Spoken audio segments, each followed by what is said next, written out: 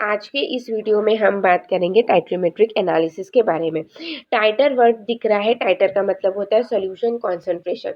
जब आप सॉल्वेंट में सोल्यूट ऐड करते जाएंगे तो उससे क्या बनेगा, सॉल्यूशन बन जाएगा। ठीक है, तो आप सॉल्वेंट में जितना ज़्यादा सोल्यूट ऐड करते जाएंगे, जितना ज़्यादा आप सोल्यूट सॉल्वेंट में ऐड करोगे उतना ज़्यादा सॉल्यूशन कॉन्सेंट्रेटेड बनते जाएगा। ठीक है, तो 1 ml ऑफ सॉल्यूशन में कितना अमाउंट सोल्यूट का प्रेजेंट है या फिर कितना वेट सोल्यूट का प्रेजेंट है, उसी को हमें आइडेंटिफाई करना है, उसी को ही हमें इवेलुएट करना है, उसी को हमें निकालना है। ठीक है, तो सपोज कीजिए कि आपके पास में एक सॉल्यूशन दिया है जिसका कॉन्सेंट्रेशन आपको नहीं पता है, कितना अमाउंट सोल्यूट का प्रेजेंट है, कितना वेट प्रेजेंट है उस सब्सटेंसेस का, जिसे हम लोग अननोन सब्सटेंसेस कहेंगे।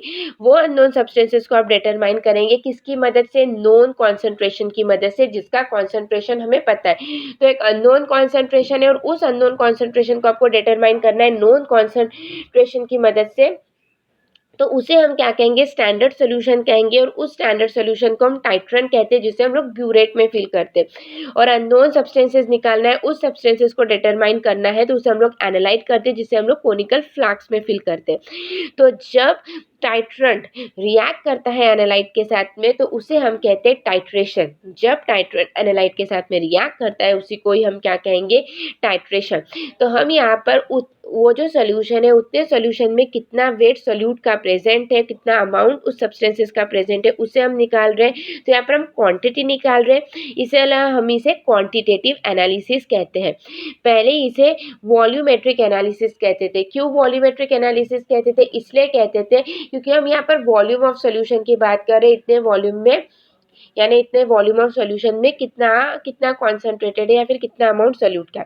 लेकिन वॉल्यूमेट्रिक एनालिसिस को हटाकर टाइट्रीमेट्रिक एनालिसिस कर दिया है। क्यों, इसलिए कर दिया है क्योंकि वॉल्यूम में गैशियस सब्सटेंसेस भी इन्वॉल्व होते हैं। गैशियस सब्सटेंसेस को तो हम डिटरमाइन नहीं कर रहे। जब हम गैशियस सब्सटेंसेस की बात ही नहीं कर रहे तो हम इसे वॉल्यूमेट्रिक एनालिसिस क्यों कहेंगे, इसलिए उसका जो एग्जैक्ट इन लोगों ने मेथड का नाम रखा है वो रखा है टाइट्रीमेट्रिक एनालिसिस। ठीक है, टाइट्रीमेट्रिक एनालिसिस में जब टाइट्रेंट एनालाइट के साथ में रिएक्ट करता है उसे पूरी प्रोसीजर को टाइट्रेशन कहते हैं, और ये पूरी जितनी भी होल स्टडी उसे हम टाइट्रीमेट्रिक एनालिसिस कहेंगे। ठीक है, तो आपको अभी ये पूरा क्लियर हो गया होगा। अब इसके बाद में हम मूव करेंगे डायग्रामेट्रिक रिप्रेजेंटेशन की तरफ। तो यहाँ पर डायग्रामेट्रिक रिप्रेजेंटेशन है, तो यहाँ पर ब्यूरेट है, ब्यूरेट में आपको टाइट्रेंट दिख रहा है। टाइट्रेंट मतलब नोन कॉन्सेंट्रेशन, जिसे हम स्टैंडर्ड सोल्यूशन कहेंगे। ठीक है, कोनिकल फ्लास्क में एनालाइट फिल करना है, जिसका सब्सटेंसेस हमें निकालना है। जब टाइट्रेंट और एनालाइट के साथ में रिएक्ट करेगा, जब ड्रॉप बाय ड्रॉप ब्यूरेट में से टाइट्रेंट गिरेगा एनालाइट में, तब उसकी रिएक्शन होगी, तो उस पूरी प्रोसेस को हम क्या कहेंगे, टाइट्रेशन प्रोसेस।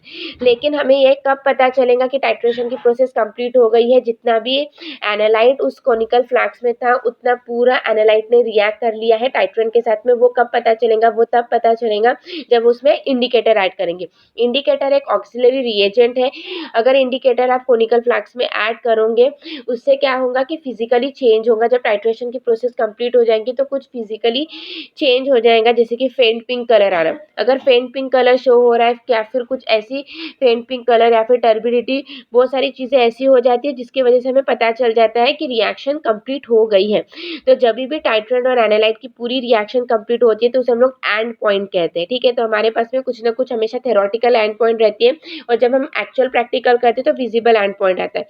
तो थ्योरेटिकल एंड पॉइंट और विजिबल एंड पॉइंट, इन दोनों की वैल्यू जो रहनी चाहिए वो एकदम आसपास रहनी चाहिए, एकदम यानी मतलब कि उसके पास में आनी चाहिए।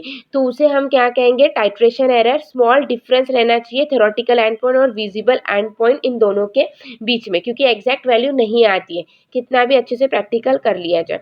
तो ये पूरी प्रोसेस को हम क्या कहेंगे, टाइट्रेशन।